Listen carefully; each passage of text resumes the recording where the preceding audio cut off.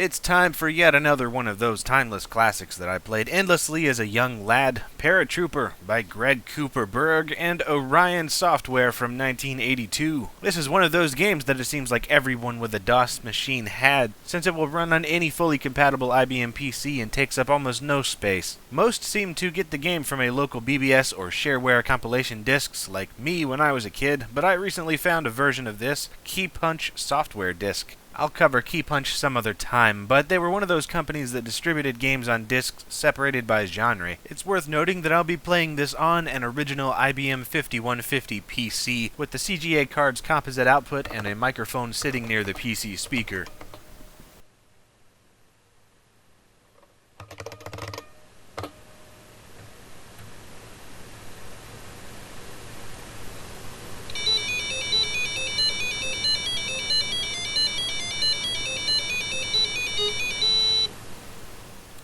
Vox Toccata and Fugue in PC speaker form. Classy. The game gives you three options to choose from. Instructions, start with the keyboard, and start with a joystick. The instructions give you a short mission briefing and the controls, and that's about it, and that's fine because this is one of those games that is so simple, it doesn't matter. You play the role of an admittedly phallic gun turret at the bottom of the screen. The goal is to shoot the crap out of everything until you die.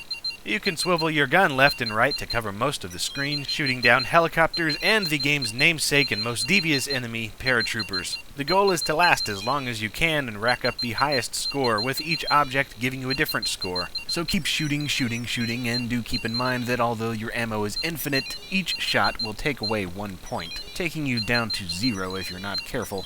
You can shoot the helicopters, shoot the paratroopers, or shoot the parachutes, which will drop the little bugger to his doom. What you don't want is for the paratroopers to gather to your left and right. If four of them gather on any one side, they will form a paratrooper ladder and light a fire under your butt with no chance of escaping, blowing you to bits.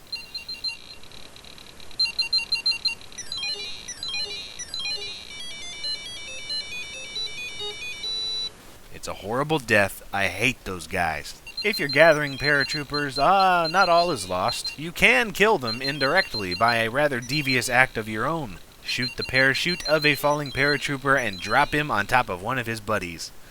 2 for 1, or even 3 for 1 if he lands on some of his cheerleading buddies. Sadly, this is not all you have to worry about. Occasionally you'll get a break in helicopters.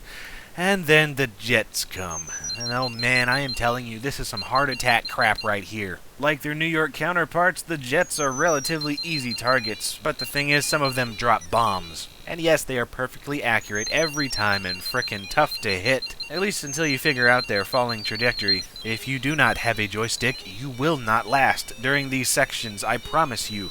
The game is pretty much unplayable with a keyboard. You have to be perfectly accurate or you're dead. Once the jet passes, it's back to choppers and paratroopers, repeat ad infinitum. So that's Paratrooper. It's a freaking classic on the PC world, and it's an absolute blast to play even today. It has that timeless arcade mentality, racking up points, trying to last longer than you did before. It's so simple, but with just enough twists to make the gameplay varied and addicting. It's not the only game in its genre for sure, and has been copied endlessly over the years by so-called Paratrooper clones. In fact, Paratrooper is itself a clone of the 1981 Apple II game Sabotage. And there's also the Atari 2600 game Commando, which is very similar, and about a million other ones. It's been cloned over and over throughout the years, but there is a reason that almost all of them are known as Paratrooper clones. And I would say that's because as far as most people are concerned, Paratrooper is the original and the best.